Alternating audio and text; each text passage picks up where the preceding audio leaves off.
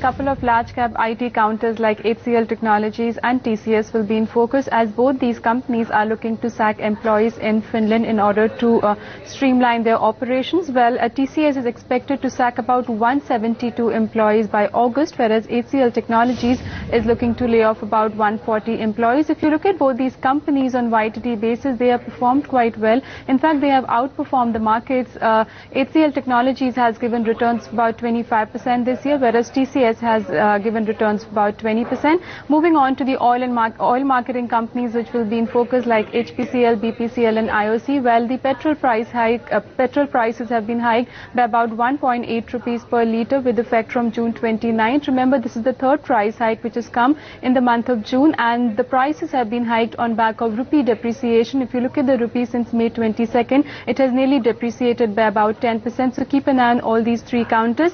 Moving on to the CDMA telecom players like Reliance Communication and Tata Tele, which will be in focus. Some respite has come for both these players, as Department of Telecom has decided not to scrap dual technology telecom licenses, which is both the companies are offering both the services of CDMA as well as GSM. If you look at Tata Tele, they have about 19 licenses and Reliance Communication has about 22 licenses, and this decision has been based on the legal advice of a senior counsel. So you could see some positive reaction for both these companies. Lastly, keep an eye on Reliance Infra, as the company has refused to run the airport metro line in Delhi with effect from June 30th. So from today onwards, DMRC, which is the Delhi Metro Rail Corporation, will be taking charge of this particular line. Well, Reliance Infra has sent a letter to DMRC on Friday claiming cost of about 670 crore.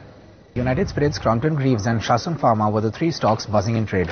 United Spirits extended its downslide for the 7th straight day in a row and ended trade with a cut of about 2.5%, backed by volumes which were the highest in the last 7 months, that is since November last year.